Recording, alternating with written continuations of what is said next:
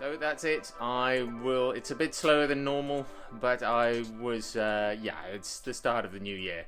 And painting takes a long time. Each coat, because it's so cold, took me a day before it would dry. So there'll be more progress next week, I think.